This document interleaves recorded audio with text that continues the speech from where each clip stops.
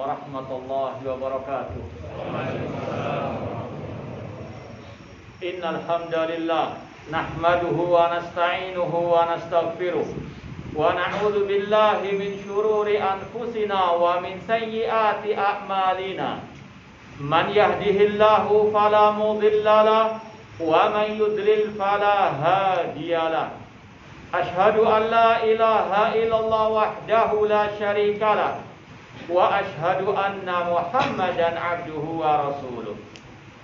Ya ayyuhalladzina amanu taqullaha haqqa tuqatih wa la tamutunna illa wa antum muslimun.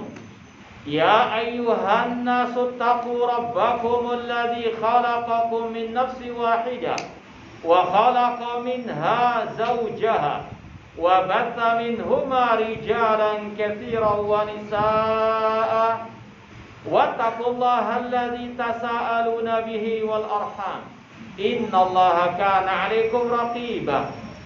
Ya ayyuhalladzina amanu taqullaha wa qulu qawlan sadida yuslih lakum a'malakum wa yaghfir lakum dhunubakum wa man yuti'illaha wa rasulahu faqad faza fawzan 'azima.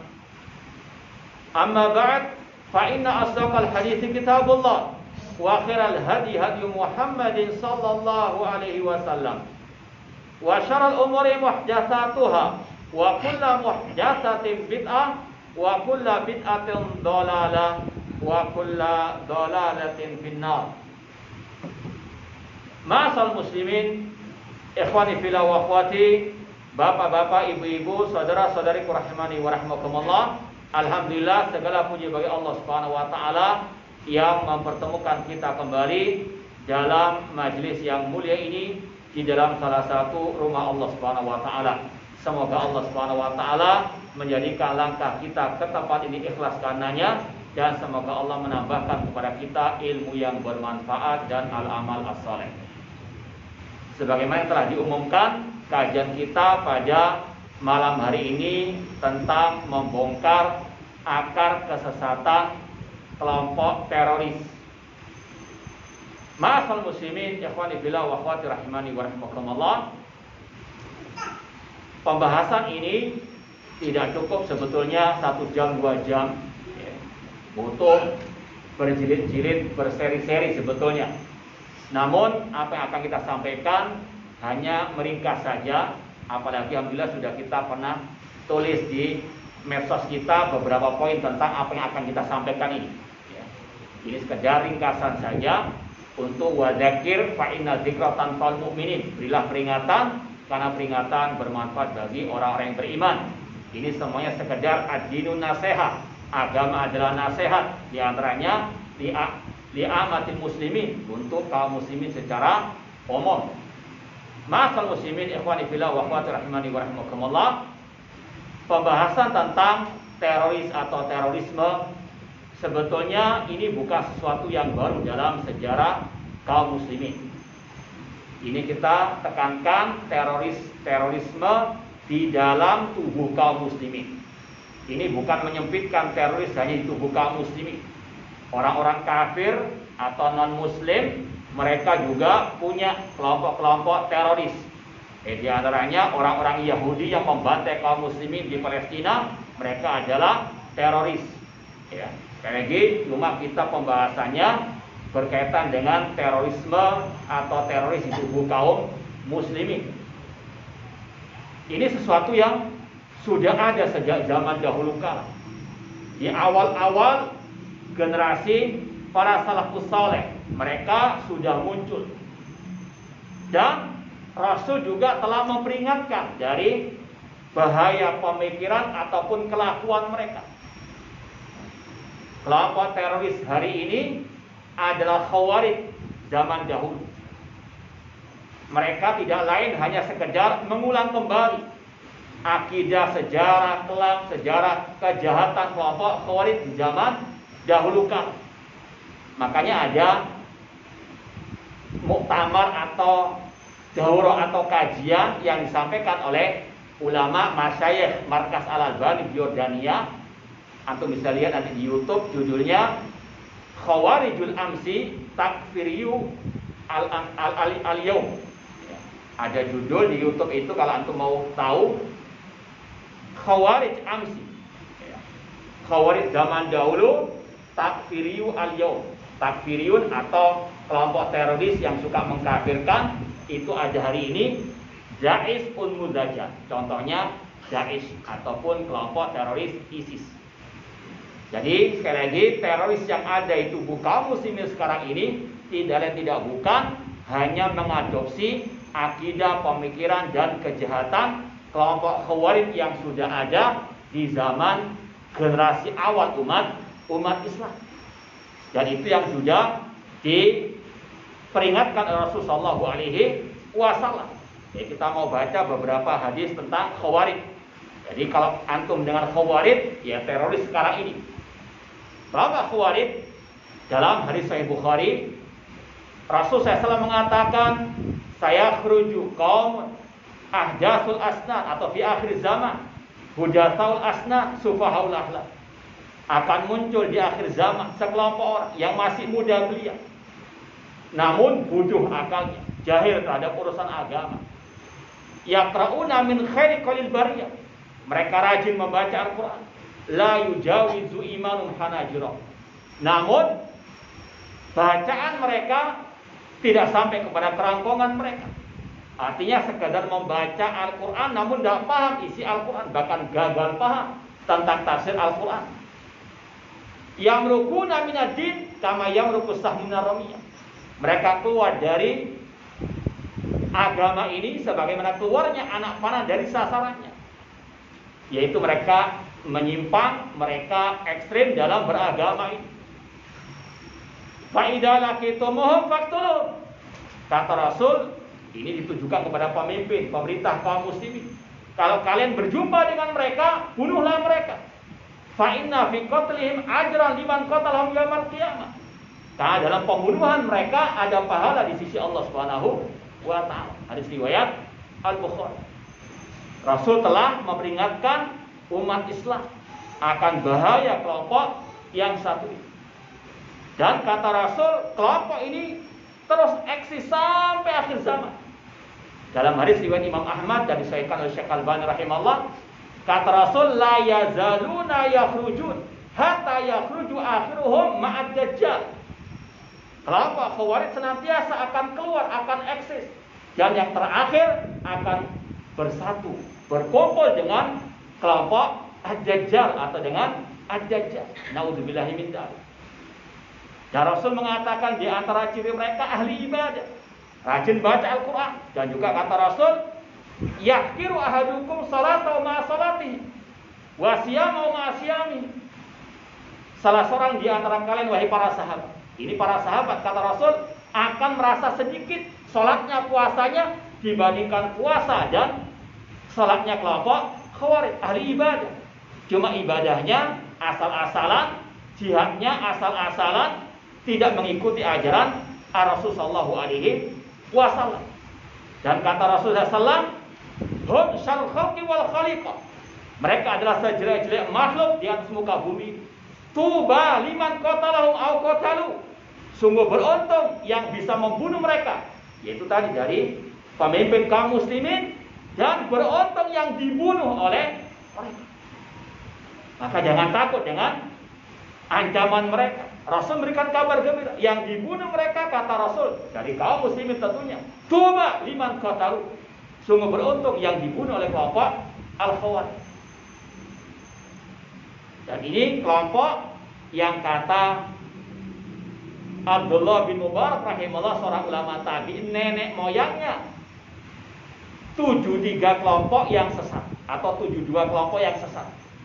Dalam hadis yang sudah kita baca pada pertemuan yang lalu tentang perpecahan umat, Rasul mengatakan sataftariqu hadhihi ummah ala 73 firqah kulluha finnar illa wahidah. Umat Islam akan terpecah menjadi 73 kelompok, semuanya diancam masuk neraka kecuali satu. Kata seorang ulama tabi'in tadi, yaitu Abdullah bin Mubarak rahimahullah, aslu isnataini wa sab'ina hawan arba'atu ahwa. Nenek moyang 72 kelompok yang sesat itu 4. Di antaranya kelompok Al-Khawarij. Mereka dinamakan kelompok Khawarij karena mereka waktu itu kharaju ala Ali. Mereka memberontak terhadap Ali bin Abi Thalib. Demikian pula setiap yang memberontak terhadap pemimpin kaum muslimin, dialah yang dinamakan kelompok Al-Khawarij. Dan kelompok ini benihnya sudah ada di zaman Rasulullah SAW. Yaitu ada kisah ketika Rasul membagikan harta rampasan perang, Rasul diprotes oleh seseorang yang dinamakan Dzul Khuwaisirah At-Tamimi. Idil ya Muhammad, berlaku adillah wahai Muhammad. Rasul marah, seraya mengatakan, wahai hak, celaka engkau. Wa man ya'dil illam adil. Siapa yang bisa berbuat adil kalau aku tidak berbuat adil? Sampai mau dibunuh oleh Al-Khalifah Rasyid Umar bin Khattab. Nah, Rasul, ya Umar, biarkan wahai Umar. Dan ini salah satu ciri kelompok Khawarij, selalu mencaci maki pemimpin kaum muslimin. Ini benihnya kelompok Khawarij.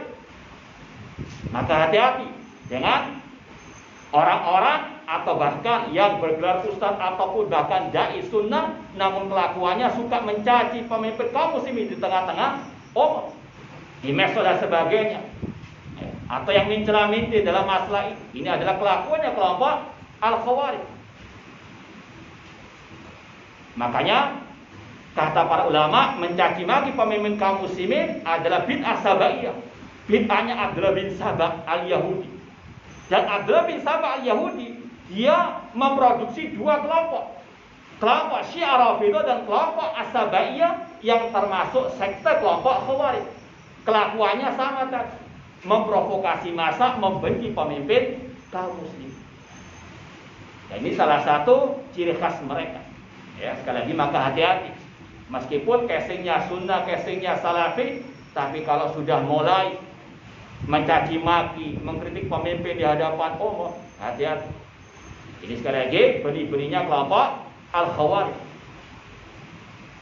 Kemudian di zaman Al-Khalifah Rasyid Utsman bin Affan, kelompok Khawarij mereka muncul di zaman tadi Abdullah bin Sabah.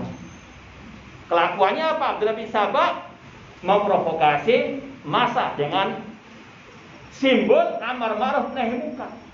Kata Abdullah bin Sabah kepada orang-orang awam atau kepada para dai-dai, ya, mereka istamilu quluban nas. Ambil hati mereka dengan mencaci maki pemimpin kaum muslimin. Wa adhiru al-amra bil ma'ruf wan nahy anil munkar. Tampakkan amar ma'ruf nahi munkar. Kemudian mereka berkembang di zaman Al-Khalifah Rasyid Ali bin Abi Thalib. Sampai terjadi tragedi pembunuhan terhadap Al-Khalifah Rasyid Ali bin Abi Thalib radhiyallahu taala anhu. Ketika Ali bin Abi Thalib sudah memerangi kelompok Khawarij, ya, kalau kita bercerita tentang sejarah awal, Ali bin Abi Thalib sebelum memerangi mereka diutuslah Abdullah bin Abbas radhiyallahu anhu untuk mendebat kelompok Al-Khawarij. Kata Abdullah bin Abbas, seperti yang kita pernah nukilkan di sini, "Ji'tukum min indi ashabi Rasul sallallahu alaihi wasallam." Aku diutus oleh para sahabat Rasul sallallahu alaihi wasallam, minal muhajirin wal ansar, dari kaum muhajirin dan kaum al-ansar, dari menantunya Rasul yaitu Ali bin Abi Thalib. Wa hum a'lamu minkum min tafsir Quran, dan mereka lebih paham tentang tafsir Al-Quran dibandingkan kalian. Kemudian Abdullah bin Abbas bertanya, apa yang kalian protes terhadap Ali bin Abi Thalib? Apa yang pertama? Kata kelompok Khawarij, hakama rijal fi dinillah. Ali bin Abi Thalib berhukum dengan hukum manusia. Sedangkan Allah mengatakan, inil hukmu illa lillah. Masya Allah, berdalil dengan ayat Allah. Kemudian dibantah oleh Abdullah bin Abbas, diluruskan bahwasanya ketika Ali bin Abi Thalib berdamai dengan Muawiyah bin Abi Sufyan, beliau mengutus seorang sahabat Rasulullah SAW, dan itu diperbolehkan dalam Islam. Bukan berarti tidak boleh berhukum dengan perdamaian tadi, dengan mengutus orang tadi. Kata Abdul Abbas, jangankan masalah perpecahan umat, darah kaum muslimin antara suami istri saja, kalau ada percekcokan, Allah mengatakan, wa in khiftum syiqaqa bainihima Faba'athu hakaman min ahli wa hakaman min ahliha. Kalau kalian takut adanya perceraian di antara suami istri itu, utus pihak laki-laki atau pihak dari laki-laki dan pihak dari apa? Perempuan untuk berdamai, untuk bermusyawarah. Kata Ibnu Abbas, kalau masalah rumah tangga saja diperbolehkan mengutus utusan, apalagi masalah apa? Darah kaum muslim. Mereka pun baru sadar, oh iya salah. Itu kelakuan Khawarij. Yaitu apa? Menuduh orang tidak berhukum dengan hukum Allah. Kemudian apa? Mereka mengkafir. Setelah dialog itu, dalam riwayat 20.000 dari kaum Khawarij tobat. Yang 4.000 tetap memberontak. Dihabisi oleh Ali bin Abi Thalib. Kemudian setelah itu, sisa-sisa kelompok Khawarij, mereka mau balas dendam. Di antaranya Abdurrahman bin Muljam al-Himyari. Dia bermusyawarah dengan sebagian temannya, bagaimana kalau kita membalas Ali bin Abi Thalib. Maka sepakatlah mereka untuk membunuh 3 sahabat Rasulullah SAW, Ali bin Abi Thalib, Muawiyah dan Amr bin As. Jatahnya Ali bin Abi Thalib dipegang oleh Abdurrahman bin Muljam. Aku yang akan membunuh Ali bin Abi Thalib. Pergilah dia ke Kufah. Mereka sepakat mau membunuh Ali bin Abi Thalib dan juga yang lainnya malam 17 Ramadan. Jadi jangan aneh kalau mereka membunuh, bom bunuh diri ataupun melakukan teror sebelum Ramadan atau bahkan di Ramadan pun, karena mereka tidak pernah mengenal kesucian Ramadan. Bahkan mereka menganggap itu bentuk apa? Perang suci, jihad fisabilillah. Naudzubillah min dzalik. Ini sudah ada dalam sejarah kaum muslimin. Ini kelakuannya Khawarij. Kemudian pas tanggal 17 Ramadan, malam 17 Ramadan, Abdurrahman bin Muljam sudah bersiap dengan dibantu 2 orang lainnya. Ketika waktu adzan subuh, Ali bin Abi Thalib mau pergi ke masjid, langsung diserang oleh mereka. Di antaranya oleh Abdurrahman bin Muljam. Namun ketika itu dia masih sempat mengatakan, inil hukmu illa lillah. Tidaklah hukum kecuali hukum Allah. Ini syubhat Khawarij, ini akar terorisme sepanjang masa. Menuduh orang lain tidak berhukum dengan hukum Allah dan memvonisnya kafir. Atau bahasanya, yang tidak berhukum dengan hukum Allah mereka kafirkan secara mutlak. Jangankan pemimpin sekarang, Ali bin Abi Thalib, kurang apa dia? Menantunya Rasul, sahabat Rasul, ahlu baitnya Rasul, dijamin masuk surga oleh Rasul. Tapi mereka tuduh tidak berhukum dengan hukum, apalagi pemimpin kaum muslimin.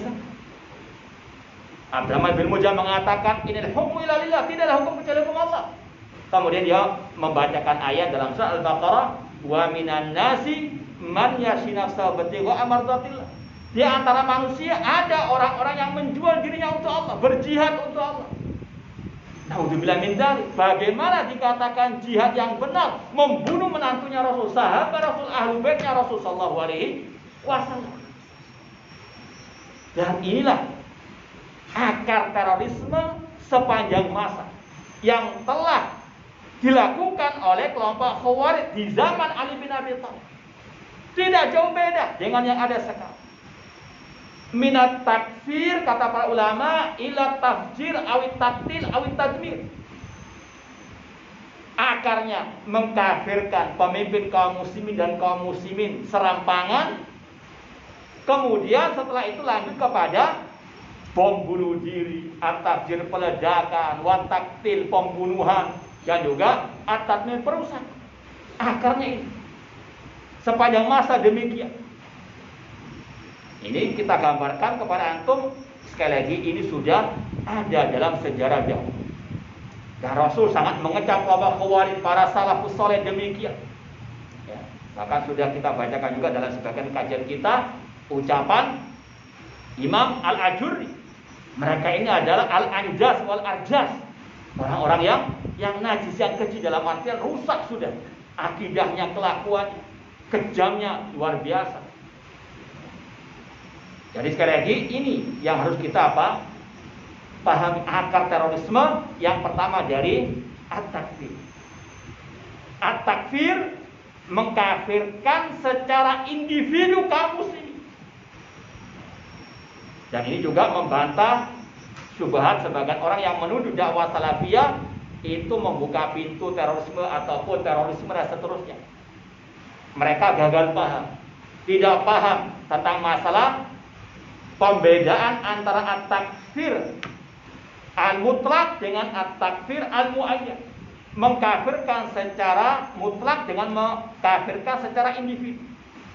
Kalau kita lihat sejarah para ulama salaf dalam kitab akidah, mereka banyak mengkafirkan orang-orang yang memang ucapannya kufur besar.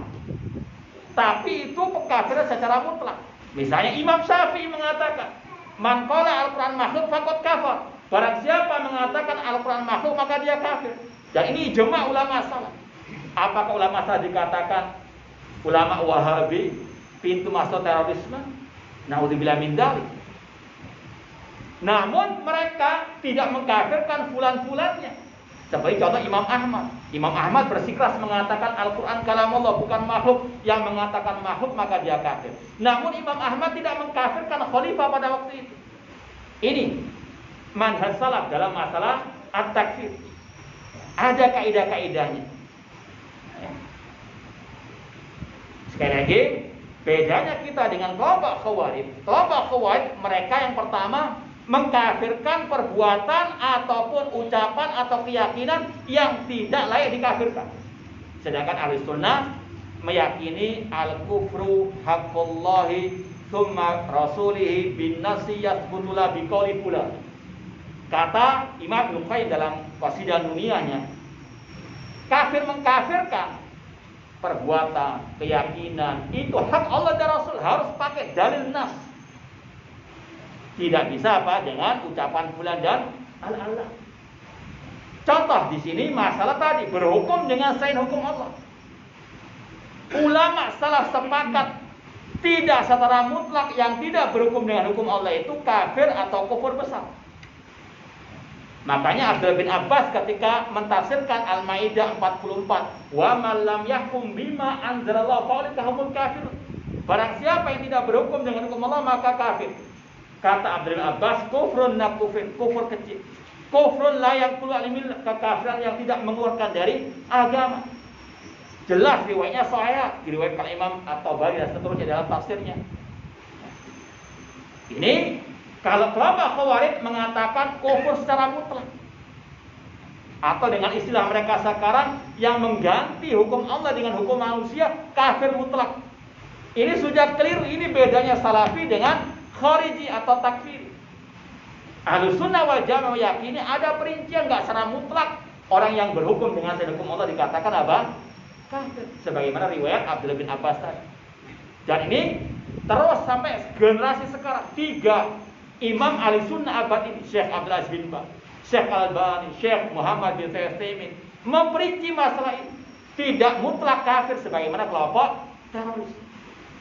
Maka hati-hati dengan statement-statement yang mengarah kepada pemikiran Khawarij yang memutlakkan orang yang enggak berhukum dengan hukum Allah, meskipun dengan istilah mengganti hukum Allah dengan hukum manusia, tetap ada perincian. Kalau ada istilah, oh itu kan yang berhukum dengan selain hukum Allah. Tapi kalau mengganti hukum Allah dengan hukum manusia, maka dikatakan kafir mutlak. Imam Ibnu Qayyim rahimahullah dalam kitab beliau Ar-Ruh, beliau mengatakan wa ammal hukmul mubaddal ai wa huwal hukmu bighairi ma anzalallah fala yajuzu tanfidu wala ittiba'uhu wala al-amalu bih. Adapun hukum yang mubaddal, artinya yang merupakan gantian, mengganti hukum Allah dengan hukum manusia, atau istilah lain berhukum dengan selain hukum Allah, kata beliau, tidak boleh dipraktekkan. Wa sahibuhu bainal kufri wal zulmi wal fisq. Namun pelakunya antara kekafiran, kefasikan dan kezaliman. Artinya apa? Tidak mutlak kafir. Dan beliau juga tekankan dalam kitab yang lain Madarijus Salikin, dan dibawakan juga oleh Imam Ibnu Abil Is Al-Hanafi dalam Syarh Aqidah Tahawiyah. Ijma ulama memperinci. Ini bedanya Ahli Sunnah wal Jamaah dengan kelompok teroris Khawarij. Ya. Ini sumber sekali lagi at-takfir terhadap pemimpin kaum muslimin dan kaum muslimin secara umum. Bahkan dulu kita punya buku Kafir Tanpa Sadar dengan dasar Al-Maidah 44 mengatakan semuanya kafir, mulai dari presidennya, MPR-nya, DPR-nya, aparat keamanannya, demikian pula dengan yang memilih mereka, semuanya dikafirkan. Naudzubillah min dzalik. Dan mereka istilahkan dengan tauhid. Ini sekali lagi bedanya Ahlussunnah dengan kelompok Al-Khawarij. Namun yang aneh tapi nyata, ya. Dan ini memang salah satu ciri Khawarij, ciri ahli bidah, kadang mencela-mencela juga. Ada sebuah buletin dulu mencantumkan yang berwala kepada departemen tauhid maka dia juga kafir. Dengan dalil tadi Al-Maidah 44. Waktu itu kita bantah, ya. Antum mengatakan yang di bawah departemen tauhid, ya terutama di negeri kita mereka katakan tauhid semuanya, itu kafir. Tapi kalian mencantumkan di buletin kalian, buletin ini diterbitkan oleh Yayasan Fulan dengan rekomendasi Minkuham. Dan katanya yang di bawah naungan departemen tauhid kafir. Nah, kalian sendiri apa? Enggak kafir. Bulan berikutnya terbit buletin itu tanpa ada tulisan Minkuham. Itu liciknya mereka. Ya. Makanya kalau kita kembalikan kaidah mereka kepada mereka, mereka juga apa? Kafir. Mereka nggak berhukum juga dengan hukum Allah. Cuma istilahnya orang-orang itu untuk mereka halal, untuk kita haram. Dan itu yang dicontoh oleh sebagian orang-orang kita sekarang. Naudzubillah min dzalik. Merasa tingkat marifat kita dianggap apa? Syariat. Naudzubillah min dzalik. Intinya sekali lagi, ikhwani fillah wa akhwat rahimani wa rahimakumullah, ini akar terorisme sepanjang masa. Mengkafirkan tanpa hak. Ya, kalau mengkafirkan dengan hak, ini sudah dilakukan oleh para ulama as-salaf terdahulu. Contoh, ulama mengkafirkan kelompok Jahmiyah. Di antaranya Ja'ad bin Dirham dan yang lainnya. Disepakati oleh ulama tabi'in, Abdullah bin Mubarak, Az-Zuhri dan sebagainya. Makanya dalam Islam ada hukum murtad. Artinya ada orang yang memang keluar dari apa? Islam kafir. Ahlussunnah bertangan dalam segala hal. Tidak gegabah mengkafirkan, namun juga tidak sebagaimana kelompok Murji'ah yang mengatakan kalau orang itu sudah mengucapkan la ilaha illallah, sempurna imannya, tidak berubah sama sekali meskipun dia berbuat perbuatan yang sangat kufur. Ini sekali lagi tercela. Ahlussunnah bertangan. Kalau memang orang itu perbuatannya dan orangnya juga layak dikafirkan. Cuma masalahnya dalam Ahlussunnah ada kaidah-kaidah. Ini yang tidak dipahami oleh kelompok Khawarij ataupun yang mengikuti jejak mereka. Dalam Islam, dalam kaidah Ahlussunnah, para ulama salaf ada doa bidut takfir. Yang pertama, lihat perbuatan, ucapan atau keyakinannya. Kalau perbuatan, keyakinan, ucapan itu tidak sampai kufur besar, stop, sudah selesai, jangan kafir mengkafirkan. Contoh, orang berzina, orang minum khamr, itu dosa besar, tidak sampai mengeluarkan dari apa? Islam. Sudah nggak usah dibahas orangnya kafir atau tidak, perbuatannya saja sudah tidak apa? Nah, kemudian seandainya ucapannya, perbuatannya atau keyakinannya itu kufur besar, seperti tadi mengatakan Al-Quran makhluk, ucapannya, keyakinan ini kufur besar, sepakat Ahlussunnah. Tapi apakah orangnya bisa langsung dikafirkan? Nah, kaidah Ahlussunnah mengatakan laisa kullu man waqa'a fil kufri waqa'al kufru alaih.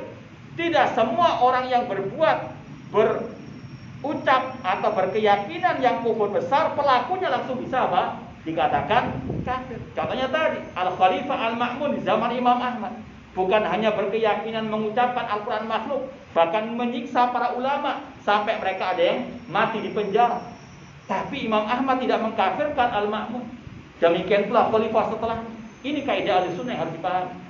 Seandainya perbuatannya kufur besar, ucapannya kufur besar, tidak langsung bisa apa? Dikafirkan orang.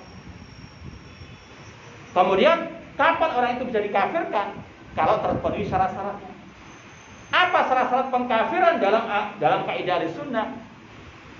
Yang pertama yang masih berkaitan dengan syarat-syarat hukum taklif, seperti orang itu sudah balik. Anak kecil berucap, berkeyakinan yang kufur besar, jangan dikafirkan. dikafirkan. Rufi'atul aqlam, diangkat pena dari anak kecil tersebut. Atau yang kedua, harus dia berakal. Orang yang gila ketika mengucapkan ngomel-ngomel ucapan kufur dan sebagainya, jangan dikafirkan. Nanti yang gila siapa? Ya, orang gila kok dikafirkan. Rufi'atul aqlam, kata Rasulullah SAW, diangkat pena dari orang yang majnun hatta yufik, sampai dia sadar. Nah, kemudian yang paling penting lagi, syarat yang ketiga, al-ilmu. Kata Syekh Islam Ibnu Taimiyah rahimahullah, amma in kana ya'lam ma yakun wa kana mukhtaran qasidan. Ini 3 syarat berikutnya yang paling harus dipahami. Harus orang itu tahu apa yang dia ucap, menyelisih qala Allah wa qala Rasul sallallahu alaihi wasallam. Tidak sembarangan dikafirkan, sampai ditegakkan hujjah. Siapa yang bisa menegakkan hujjah? Para ulama, bukan orang yang jahil namun ngelama. Ya. Meskipun mungkin sudah gelarnya apa, dokter dan sebagainya, nggak semuanya paham masalah akidah sahih sebagaimana kata Syekh Al-Albani dan juga Syekh bin Baz rahimahullah taala. Bahkan Syekhul Islam Ibnu Taimiyah rahimahullah mengatakan, laisa li ahadin an yukaffira ahadan minal muslimin wa in akhta'a wa ghalita hatta tuqam 'alal hujjah wa tubayyana lahu mahajjah. Tidak boleh bagi seorang pun mengkafirkan seseorang dari kaum muslimin, meskipun dia salah, dia keliru, sampai ditegakkan hujjah, dijelaskan bukti-buktinya, keterangannya. Faman thabata islamu biyaqin lam yazul anhu bisyak. Barang siapa yang sudah jelas yakin keislaman orang itu, tidak boleh dihilangkan gara-gara keraguan. Ini tidak sembarangan. Bahkan Syekh Islam Ibnu Taimiyah rahimahullah pernah berdebat dengan tokoh-tokoh ulamanya kelompok Jahmiyah yang mengingkari Allah di atas arsy. Beliau terakhir mengatakan, lau qultu ma qultum lakafartum. Seandainya aku mengucapkan seperti ucapan kalian, aku kafir. Li'anna qaulakum kufr, karena ucapan kalian itu kufur besar. Walakinnakum indillah takfurun. Namun kalian menurutku, menurut Syekh Islam, tidak kafir. Li'annakum juhal, karena mereka kalian masih apa? Jahil. Padahal beliau kata ulama berjumpa dengan ulamanya kelompok Jahmiyah. Ini ya sekali lagi, ini ulama, tidak gegabah. Dan ini juga bantahan kepada mereka yang menuduh Syekhul Islam itu takfiri atau sumber takfiri. Ini keliru ya, sama sekali. Tidak benar sama sekali. Beliau sangat hati-hati. Dan beliau memperingatkan umat dari bahaya takfir tanpa hak. Karena Rasul mengatakan, man qala li akhiya kafir faqad ba'a bi ahaduhuma. Barang siapa mengatakan kepada saudaranya yang muslim wahai kafir, kembali pengkafir itu kepada salah seorang di antara keduanya. Jadi bedakan mengkafirkan perbuatan keyakinan dengan orang-orangnya. Kita mengatakan yang menyembah kuburan keramat syirik kufur, tapi pelakunya nggak bisa langsung kita apa? Kafirkan. Beda dengan kelompok teroris. Ya. Dan ini juga yang diajarkan oleh Syekhul Islam Muhammad bin Abdul Wahhab rahimahullah. Yang mereka tuduh apa? Pintu masuk terorisme. Syekhul Islam Muhammad bin Abdul Wahhab pernah mengatakan, la nukafir illa ma ajma'alil ulama. Kami tidak mengkafirkan kecuali yang telah disepakati oleh para ulama. Dan beliau juga mengatakan, la nu idza kunna la nukafir man abada sana ala di ala qabri Ahmad Badawi li ajli jahlihim wa li adami man yunabihum fa kaifa nukafir man lam yusyrik billah wa lam yuhajir ilaina. Kata Syekhul Islam Muhammad bin Abdullah rahimahullah, kalau kami tidak mengkafirkan orang yang sujud di kuburannya Ahmad Badawi di Mesir, karena kebodohannya, kejahilannya, tidak ada yang memperingatkannya, bagaimana mungkin kami akan mengkafirkan orang yang tidak berbuat syirik dan yang tidak berhijrah kepada kami. Ini ajaran Syekhul Islam Muhammad bin Abdullah yang beda dengan ajaran kelompok teroris. Maka semua dusta yang menuduh Wahabi ataupun dakwah salafiyah sumber terorisme ataupun pintu masuk terorisme. Ini Syekhul Islam Muhammad bin Abdul Wahhab. Dan yang tadi juga Syekhul Islam Ibnu Taimiyah mengajarkan kepada kita untuk berhati-hati dalam masalah at-takfir. Ada kaidah-kaidahnya. Dan kata para ulama, yang layak mengkafirkan ya para ulama itu sendiri atau hakim-hakim di pengadilan syar'i. Tadi kita sebutkan 3 syarat pengkafiran. Baligh, berakal, berilmu. Kemudian mukhtaron, kata Syekh Islam Taimiyah, punya pilihan untuk dia berbuat kufur tersebut, bukan suatu paksaan. Kalau orang itu dipaksa, meskipun mengucapkan berbuat yang kufur syirik besar, tidak kafir, karena Allah berfirman, man kafara billahi min ba'di imanihi illa man ukriha wa qalbu mutmainnun bil iman. Barang siapa yang kafir kepada Allah setelah keimanannya, kecuali yang dipaksa, sedangkan hatinya tenang dengan keimanan. Dan ini yang pernah terjadi, dialami oleh sahabat Rasul, yaitu Ammar bin Yasir radhiyallahu anhu. Ketika dipaksa oleh orang-orang Quraisy menyatakan Lata wal Uzza sebagai sesembahannya, kata Rasul, ikuti paksaan mereka, namun hati tetap mengingkar. Illa man ukriha wa qalbu mutmainnun bil iman. Jadi sekali lagi, kaidah-kaidah ini yang tidak dipahami oleh kelompok Khawarij teroris. Kemudian yang kelima, kata Syekh Islam Taimiyah rahimahullah, qasidan, sengaja dia berbuat perbuatan kufur tersebut. Seperti tadi menyembah kuburan keramat. Kalau dia sengaja, ya, dan tadi terpenuhi syarat yang lain, baru terpenuhi syarat pengkafiran. Tapi kalau nggak sengaja, sebagaimana kisah seorang yang mendapati untanya di gurun pasir setelah hilang dan dia putus asa dari kehidupan, ketika dia sangat gembiranya mengatakan, Allahumma anta abdi wa ana rabbi. Ya Allah, engkau adalah hambaku, aku adalah Tuhan. Ini ucapan apa? Oh, besar. Tapi apa kata Rasul? Akhta'a li syiddatil farah. Dia keperucut. Akhta'a. Kalau bahasa Surabaya keperucut ya. Ya, tergelincir lisannya. Karena apa? Sangat gembiranya. Rasul enggak mengkafirkan. Akhta'a. Seperti kalau kita contohkan orang berjalan di pemakaman, tiba-tiba kesandung batu, jatuh dalam keadaan sujud di kuburan. Jangan antum kafirkan, hai kafir, kamu musyrik murtad, karena apa? Sujud di kuburan pemakaman misalnya. Ini orang sudah jatuh tertimpa takfir, kasihan. Ini nggak sengaja dia. Jadi dalam kaidah Ahlussunnah, dakwah salafi ada kaidah-kaidah pengkafiran. Lihat dulu perbuatannya, ucapan keyakinannya. Baru kalau dia misalnya kufur besar, orangnya terpenuhi syaratnya atau tidak, 5 tadi. Dan yang ketiga yang paling penting, siapa yang berhak mengkafirkan? Yaitu tadi para ulama dan hakim-hakim di pengadilan. Tidak langsung kafir. Jangan membantah Khawarij namun jatuh ke dalam akar terorisme, akarnya kelompok Khawarij juga. Naudzubillah min dzalik. Ya, makanya Syekh Ali bin Hasan Al-Halabi Al-Asy'ari dalam kitab beliau yang berkaitan dengan tadi doa takfir, beliau menyebutkan siapa yang berhak mengkafirkan tersebut. Enggak sembarang. Ini Ahlussunnah wal Jamaah. Kata Imam Al-Qurtubi, babut takfir babun khatir.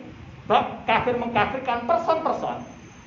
Ini bab yang sangat berbahaya. Aqdama alil kafir minan nas fasaqatu. Banyak orang yang lantang berani mengkafirkan individu dari kaum muslimin, maka mereka jatuh ke dalam dosa dan kesesatan.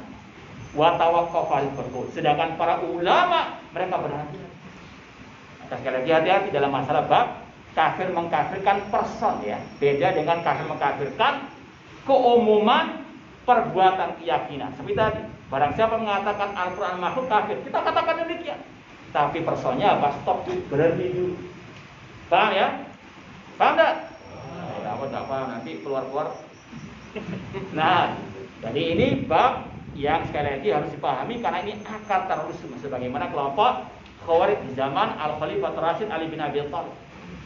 Demikian pula tadi, kenapa mereka mengkafirkan? Karena mereka tadi? Menganggap Ali bin Abi Thalib tidak berhukum dengan hukum Allah Subhanahu wa taala. Kemudian akar yang kedua. Ini kita ambil dari kisah Abdurrahman bin Muljam yang membunuh Ali bin Abi Thalib, yang pertama karena mengkafirkan dengan kejahilannya, kesesatannya. Setelah at-takfir, karena menuduh Ali bin Abi Thalib tidak berhukum dengan Allah sampai kepada apa? Ya, at-taktil, membunuh Ali bin Abi Thalib namun atas nama jihad di jalan Allah Subhanahu wa taala. Orang yang berakal sehat, apakah mungkin membenarkan perbuatan tersebut? Apakah mengatakan itu jihad di jalan Allah? Naudzubillah min dzalik. Bagaimana membunuh sekali lagi sahabat Rasul, menantunya Rasul, ahlu baitnya Rasul, yang dijamin masuk surga Rasul, yang termasuk khulafaur rasyidin, dianggap jihad. Iya jihad, namun jihad abad-abad, jihad palsu, jihad bid'ah. Makanya Syekhul Islam Taimiyah mengatakan Al-Quran yadhkuru ayatil jihad wa fadailal jihad. Al-Quran penuh dengan penyebutan tentang masalah jihad. Namun kata beliau, walakin yajib an yu'lam al-jihadu syar'i alladhi amara Allah bi wa rasuluhu wal jihadul bid'i. Namun wajib dibedakan antara jihad yang syar'i yang diperintahkan oleh Allah dan Rasulnya dengan jihad yang bid'ah, yaitu jihadnya kelompok Khawarij kata beliau. Seperti contohnya tadi, jihadnya Abdurrahman bin Muljam, ini jihad yang bid'ah. Maka sekali lagi, kita tidak menihilkan jihad secara mutlak, tidak. Sebagaimana zikir, sholawat, ada zikir yang syar'i, ada zikir yang tidak syar'i alias bid'i. Ada sholawat yang sunnah, ada yang bid'ah, ada seterusnya. Maka sekali lagi harus dipahami tentang al-jihad ala Al-Quran dan sunnah dengan pemahaman para salafu as-salih. Dan ini perlu kita jelaskan, meskipun hanya ringkasan saja. Yang pertama bahwasanya sama dengan takfir tadi. Jihad adalah ibadah. Jihad ada kaidah-kaidahnya, ada aturan mainnya dalam Al-Quran dan Sunnah Rasulullah SAW, dalam akidah para salafun as-salih. Dan namanya ibadah harus ittiba dengan Sunnah Rasulullah SAW. Mereka kelompok Khawarij, kelompok teroris, sudah sangat jauh dari jihadnya Rasulullah SAW. Yang pertama, tentang masalah siapa yang layak diperangi. Kalau kelompok teroris mengatakan, kalau dulu ada slogan dari sebagian mereka, semua orang kafir jadikan hidup Anda menumpahkan darah mereka. Naudzubillah min dzalik. Mereka mengatakan yang kafir semua wajib dibunuh. Naudzubillah min dzalik. Ini jelas menyelisih qala Allah wa qala Rasul sallallahu alaihi wasallam. Al-Quran mengatakan misalnya, la yanhaakumullahu 'anil ladzina lam yuqatilukum fid din wa lam yukhrijukum min diyarikum an tabarru wa tuqsitu ilaihim innallaha yuhibbul muqsitin. Allah tidak melarang kalian berbuat baik, untuk kalian berbuat adil kepada orang kafir yang tidak memerangi kalian, yang tidak mengusir kalian. Ada sama salah sekali ini. Baik. Kita lanjutkan baca ada insyaallah. Nah.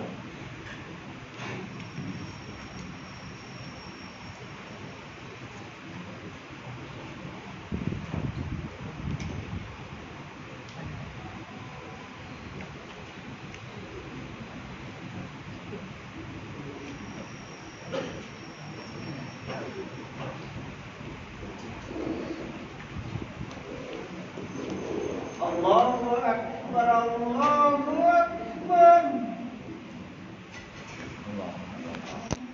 Allahu Akbar, Allahu Akbar. Asyhadu an la ilaha illallah.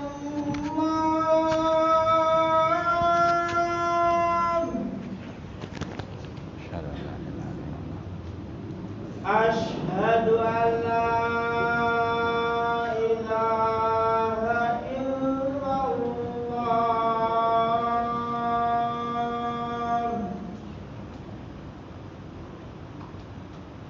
Asyhadu anna Muhammadar Rasulullah. Asyhadu anna Muhammadar Rasulullah.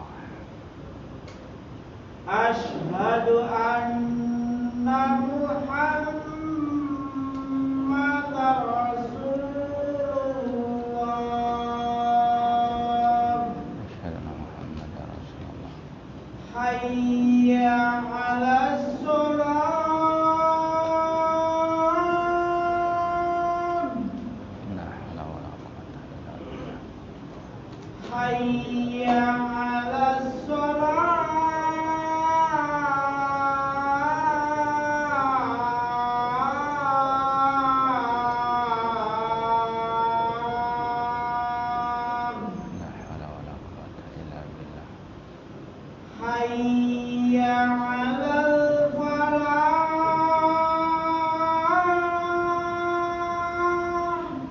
La haula wala quwata illa billah. Hayya 'alal falah.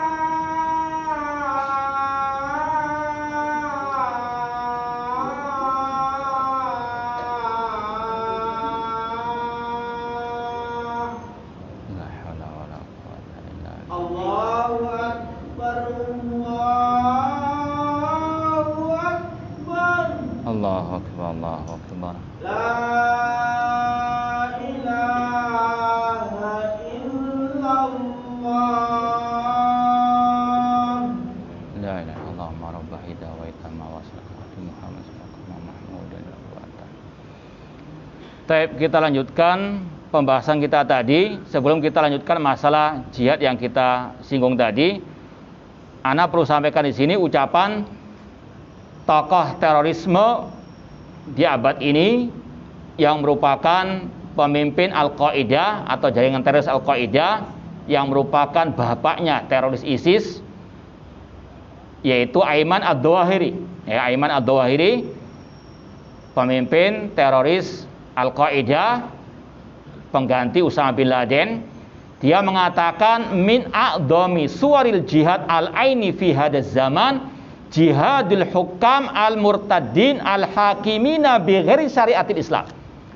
Kata Ayman Zawahiri, ya, teroris ini mengatakan termasuk bentuk jihad yang fardu ain di zaman ini, yaitu jihad melawan pemimpin-pemimpin yang murtad yang berhukum dengan selain hukum Islam. Ini yang kita katakan akar terorisme dari tadi, mengkafirkan pemimpin kaum muslimin dengan tuduhan tidak berhukum dengan hukum Allah. Ini sama deh sekali lagi dengan Khawarij yang dahulu kala. Dan ini yang juga diadopsi oleh kelompok teroris ISIS dengan anak-anak cabangnya. Tidak ada bedanya. Ya. Sekali lagi, akar kesesatan mereka yang pertama masalah takfir tadi, kemudian masalah al-jihad. Ya. Intinya mereka gagal paham tentang agama ini. Sebagaimana kata Rasul tadi, yaqra'un al-Quran la yujawizu iman hanajirahum. Kata Imam Ibnu Abil Is al-Hanafi rahimahullah dalam syarah Aqidah Tahawiyah, beliau mengatakan bal su'ul fahmi anillahi wa rasulihi aslu kulli bid'atin wa dhalatin fi ummatil Islam. Gagal paham, salah memahami Al-Quran dan Sunnah merupakan sumber kesesatan dan kebid'ahan di tengah umat Islam. Dalam halaman yang lain beliau mengatakan wahal kharajatil khawarid wa rafatil rawafid wa tazatil ummah atau wa tazatil mu'tazilah wa aftaraqatil ummah ala 73 firqah illa bitta'wilil fasid. Tidaklah kelompok khawarid memberontak, tidaklah kelompok Syiah Rafidah menolak kekhalifahan Abu Bakar wa Umar, tidaklah kelompok liberal Mu'tazilah mereka menyimpang, tidaklah umat terpecah menjadi 73 kelompok kecuali sebabnya at-ta'wilul fasid, salah mentafsirkan. Salah mentafsirkan Al-Quran tadi, Al-Maidah 44. Salah mentafsirkan sabda Rasul SAW. Salah mentafsirkan ucapan para al-ulama. Kalau mereka misalnya membawakan ucapan Syekhul Islam Taimiyah, seperti pada kasus dulu mungkin antum masih ingat, pilot Yordania dibakar hidup-hidup oleh kelompok teroris apa? ISIS. Mereka pakai apa? Ucapan Syekhul Islam Taimiyah rahimahullah. Boleh. Istilahnya menyincang musuh. Nah, ini dibahas oleh Syekh Ali bin Hasan Al-Habib Al-Athari rahimahullah dalam kitab beliau tentang ya Ad-Da'ish teroris ISIS, ya ada bukunya. Mereka membawakan ucapan Syekhul Islam cuma dipotong-potong. Cuma mereka tidak paham apa ucapan Syekhul Islam Taimiyah. Padahal Syekhul Islam Taimiyah itu berbicara tentang orang kafir yang menyincang kaum muslimin. Kemudian bagaimana boleh tidak membalasnya? Boleh, meskipun ya kalau ditinggalkan itu lebih afdal. Ini untuk siapa? Orang kafir yang sudah melakukan terlebih dahulu. Ya. Namun mereka tidak. Ketika mendapati, menahan pilot dari Yordania, mereka bakar hidup. Na'udzubillah min dzalik. Kelakuan mereka jauh dari Islam dan rahmatil alamin, jauh dari peri kemanusiaan juga. Tapi ini bukan sesuatu yang baru. Di zaman sahabat Rasul tadi, ketika zaman kekhalifahan Ali bin Abi Thalib, ketika Khawarij mau memberontak terhadap Ali bin Abi Thalib, sempat berjumpa, berpapasan dengan seorang sahabat Rasul bersama istrinya. Khabbab bin Arad radhiyallahu Abdullah bin Khabbab bin Arad radhiyallahu anhuma. Sahabi ibnu sahabi. Abdullah sahabat Rasul, ayahnya Khabbab bin Arad sahabat Rasulullah. Ketika berjalan bersama istrinya, dia ditangkap, ditawan. Kemudian dibunuh Abdullah bin Khabbab bin Arad radhiyallahu anhu. Istrinya ketika mau dibunuh, istrinya sempat mengatakan, "Ittaqillah, bertakwalah kepada Allah." Tapi mereka tidak pernah membalas apa? Istilahnya ada kasih sayang kepada siapa yang menyelisih mereka dibantai. Istrinya dibunuh. Istrinya yang sedang hamil dirobek perutnya, diambil janinnya. Qatalahumullah. Ini sekali lagi kebengisan, kekejian ISIS ataupun teroris ataupun apalah namanya sama dengan Khawarij sejak dahulu kala. Makanya Rasul mengatakan hum syarrul khalqi wal khaliqah. Mereka sejelek-jelek makhluk di atas muka bumi ini. Makanya kalau ada yang dibunuh dari aparat keamanan atau yang lainnya, naudzubillah min dzalik, ya sekali lagi bukan sesuatu yang aneh. Sahabat Rasul mereka bantai, mereka bunuh dengan kejamnya tadi. Ya, sekali lagi itu karena apa? Gagal paham tentang arti jihad. Di antaranya mereka mengatakan yang kafir wajib diperangi, dibunuh, halal darah semuanya. Ini sudah gagal paham. Pada Rasul tadi Allah mengatakan Allah tidak melarang kalian berbuat baik kepada orang kafir. Artinya apa? Tidak semua orang kafir dibunuh. Bahkan Rasul mengatakan man qatala mu'ahadan lam yarah hatal jannah. Barang siapa membunuh kafir mu'ahad, turis asing, diplomat asing, dia tidak akan mencium bau surga. Jangankan ketemu bidadari, mencium bau surga saja Allah haramkan. Rawahul Bukhari. Rasul juga mengatakan man qatala ahla dhimmatina lam yarah hatal jannah. Barang siapa membunuh orang kafir dhimmi tidak akan mencium bau surga. Bahkan ketika perang saja Rasul mengharamkan mencincang, mengharamkan membunuh anak-anak orang kafir. Ya. Bahkan Rasul mengatakan ketika sekali lagi mengutus pasukan perang, ini pada waktu perang, bukan waktu damai seperti sekarang ini. Di tengah-tengah kaum muslim terutama di negeri kita. Rasul mengatakan uhzu bismillah wa fi sabilillah wa qatilu man kafara billah wala taghdiru wala tumathilu wala taqtulu walida. Berperanglah kalian di jalan Allah dengan minta tolong kepada Allah, dengan menyebut nama Allah. Perangilah yang kafir kepada Allah, yaitu di medan pertempuran, ketemu di medan pertempuran. Bukan di pinggir jalan, bukan di tempat-tempat peribadahan mereka, tidak. Dan Rasul berpesan wala taghdiru, jangan berbuat curang. Ya. Pura-pura nyamar masuk ke peribadahan orang, ngebom dor misalnya. Ini berbuat curang. Di medan pertempuran saya tidak boleh. Jangan berbuat curang. Seperti dalam kisah yang sudah pernah kita posting juga, riwayat Imam Tirmidzi, ketika Muawiyah bin Abi Sufyan menjadi khalifah, pemimpin kaum muslimin, ada perdamaian dengan Romawi. Misalnya ya, kalau kita ibaratkan perjanjian damai gencatan senjata selama 1 bulan lamanya, misalnya. Namun tiba-tiba Muawiyah bergerak mendekati negeri Romawi. Nanti kalau sudah selesai kesepakatan langsung diserang. Di tengah jalan cukup atau lanjut? Baik, izin waliul amr ya. Baik. Di sini tiba-tiba Muawiyah ditegur oleh seseorang. Wa fa'ala la ghadar. Penuhi perjanjian, jangan berbuat curang. Ini sudah siap perang mereka dengan pasukan yang insya Allah bisa mengalahkan Romawi. Ketika itu ternyata sahabat Rasul yang lain, Amr bin Abbasa, menegur Muawiyah, tidak boleh bergerak kalau sudah ada apa? Gencatan senjata sampai selesai. Muawiyah pun sami'na wa ata'na ketika mendengar sabda Rasul SAW. Pulang ke Madinah, nggak jadi apa? Bergerak menuju ke tempat Romawi tadi. Ini sahabat Rasul. Jihadnya ala ilmin, jihadnya sesuai dengan sunnah Rasul SAW. Makanya mereka menang.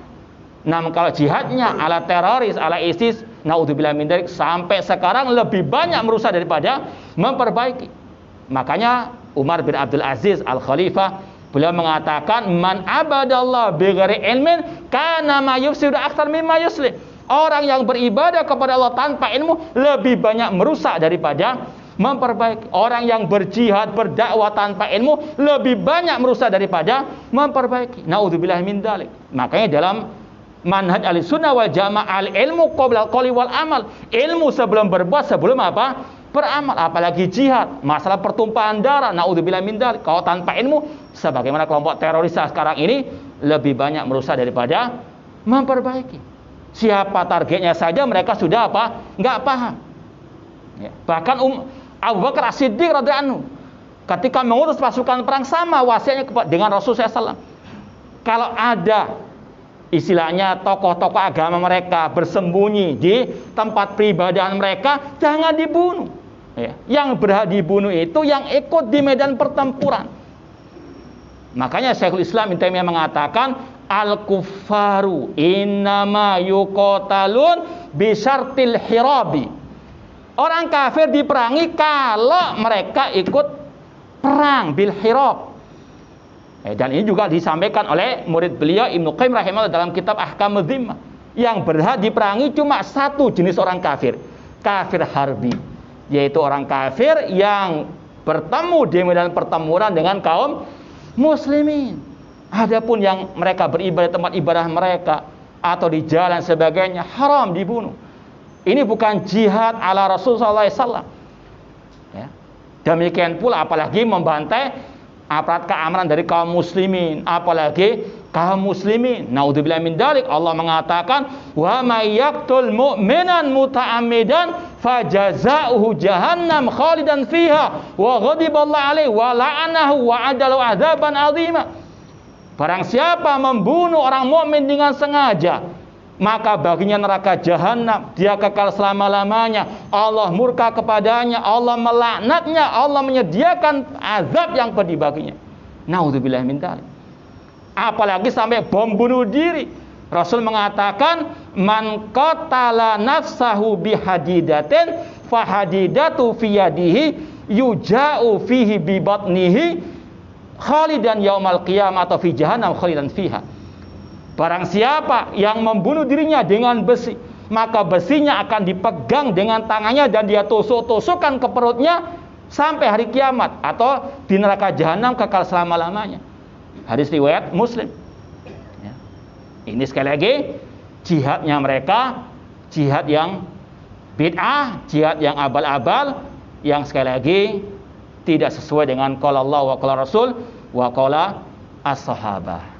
Ya sebetulnya sekali lagi panjang lebar, cuma ini dua akar terorisme sepanjang masa seperti yang tergambarkan dalam kisah pembunuhan terhadap Al-Khalifatur Rasyid Ali bin Abi Thalib yang dilakukan oleh nenek moyang kelompok teroris.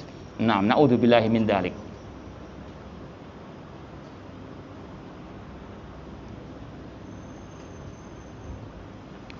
Ini masalah kelompok bid'ah, semuanya itu berbahaya bagi Islam dan kaum muslimin. Makanya Imam Al-Barbahari mengatakan ihdzar sigharal muhdatsat. Jauhkanlah diri kalian, berhati-hatilah kalian dari bid'ah-bid'ah yang kecil. Fa inna sigharal bid'ah ta'udu hatta tasira kibar. Karena bid'ah yang kecil kalau dibiarkan akan terus menjadi besar. Wa kadzalika kullu bid'atin fi hadil ummah kana awaluha saghira. Demikian pula setiap bid'ah yang muncul di tengah-tengah umat Islam dulunya kecil. Dan ini contohnya bid'ah teroris, bid'ah khawarij. Kata para ulama, kelompok khawarij yang membunuh para sahabat, yang ikut memberontak terhadap Ali bin Abi Thalib, mereka itulah yang awalnya dulu berzikir jamaah. Ya. Kalau nggak salah dalam kitab Tarikh Baghdadi disebutkan bahwasanya yang memerangi Ali bin Abi Thalib, yang ikut bergabung dengan kelompok khawarij, mereka itu yang dulu ditegur oleh Abdullah bin Mas'ud ketika berzikir berjamaah. Mungkin antum ingat kisahnya ketika Abdullah bin Mas'ud melewati sekelompok orang berzikir jamaah, ditegur oleh beliau, "Uddu sayyi'atikum, hitung kejelekan-kejelekan kalian." Kata perawi bahwasanya yang memerangi mereka di zaman Ali bin Abi Thalib yang ditegur oleh Abdullah bin Mas'ud awalnya berzikir jamaah menjadi apa? Khawarij. Jadi siapa pintu khawarij itu? Siapa pintu teroris itu? Ini dalam sejarah demikian kata para ulama. Ya, maka sekali lagi hati-hati dengan bid'ah yang kecil. Awalnya ngomong menghormati pemimpin, namun kedua mengkritik pemimpin, kemudian ketiga mencela. Ini bibit-bibit apa? Khawarij. Hati-hati. Jangan meremehkan sesuatu yang apa? Yang kecil. Ya, sekali lagi pegang erat akidah salaf, manhaj salaf. Semoga Allah Subhanahu wa taala memberikan kepada kita keistiqomahan di atas akidah wa manhaj salaf meskipun banyak anjing-anjing yang menggonggong. Nah,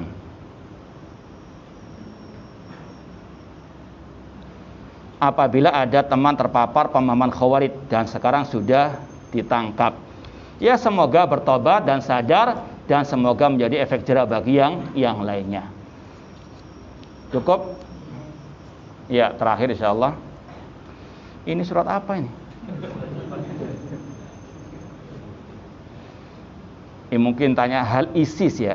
Ini apa? IDIS apa nih? Mungkin ISIS ya. Hal ISIS khawarij? Iya. Sebagaimana kata Syekh Abdul Muhsin Abbad dan juga para ulama yang lain, kalau ISIS bukan khawarij, siapa lagi khawarij? Ya. Wallahu taala alam. Ini yang bisa kita sampaikan pada kesempatan malam yang berbahagia ini. Semoga bermanfaat dan semoga Allah memberikan kepada negeri kita keamanan, keberkahan, dan semoga Allah Subhanahu wa taala menyelamatkan kita dari akidah sesat kelompok khawarij dan kelompok-kelompok sesat yang lainnya. Aqulu qouli hada, kurang lebihnya mohon maaf, wa jazakumullahu khairan katsira. Aqulu qouli hada wa akhiru da'wana anil hamdulillahirabbil alamin. Wassalamualaikum warahmatullahi wabarakatuh.